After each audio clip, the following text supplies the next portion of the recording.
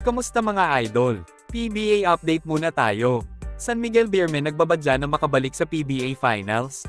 Tuloy-tuloy na nga ang pag-usad ng SMB patungo sa playoffs ng PBA Commissioner's Cup matapos manalo ng 5 sunod-sunod bago matapos ang elimination round.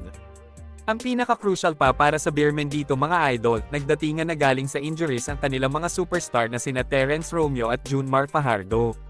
Napaganda din ang pag-alis nila kay Ivan Asca bilang import at ipinalit ang super scorer na si Benny Boatwright.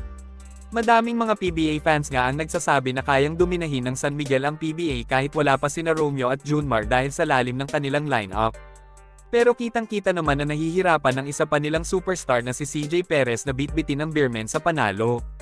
3 win at 3 losses lang ang kartada ng SMB nang hindi pa dumadating ang kombinasyon ni Fajardo at Romeo sa lineup ng Beermen. Nung mga panahong yun madami ang naniniwala na malabo na muling makabalik sa finals ang SMB. Dahil kahit farm team nga na Batang Piere natambakan pa sila sa kanilang paghaharap. Pero simula nang nagdatingan sina Fajardo, Romeo at Boatwright sa lineup ng Beermen, malaki ang naging pagbabago sa timpla ng laro nila.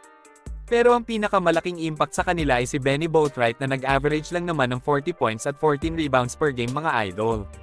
Malayong-malayo ito sa contribution na pinakita ng kanilang former import na si Ivan Asca na nag-average lang ng 24 points at 8 rebounds per game.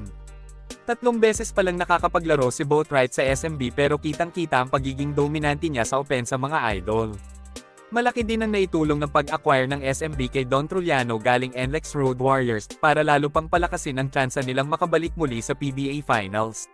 Simula kasi nang nakuha ng Beermen si Trullano malaki ang naitulong niya sa opensa, lalo na nung madami ang tinamaan ng injury sa lineup ng San Miguel. Samantala, mukhang out of the weather pa din si Jeren Teng simula nang kinuha siya ng SMB sa free agency. Kaunting minuto lang ang binibigay sa kanya ni Coach George Gallant dahil mukhang nahihirapan siyang mag-adjust sa sistema ng San Miguel. 3 points and 10 minutes per game lang ang nakocontribute niya sa SMB mga idol. Malayong-malayo ito sa performance niya nung naglalaro pa siya sa Converge kung saan siya ang superstar doon. Malaki din ang binagsak ng playing minutes ni Teng simula nang dumating si Trullano sa Beermen. Dahil mas nakikita ng SMB coaching staff ang potensyal ni Don Trullano na maging big contributor sa opensa. Sa ngayon ay pasok na ang SMB sa number 3 spot papasok sa quarterfinals at inaasahang didiretso na sila patungo sa semifinal round.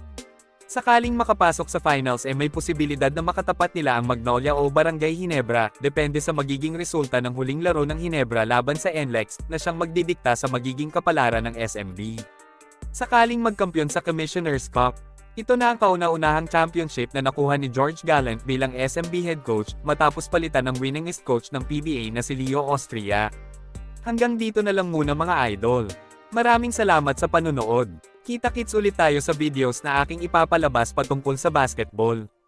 Kung bago ka pa lang sa channel ko, please consider to subscribe at huwag kalimutan pindutin ang like at notification bell button para updated ka sa videos na aking ipapalabas. Salamat mga idol!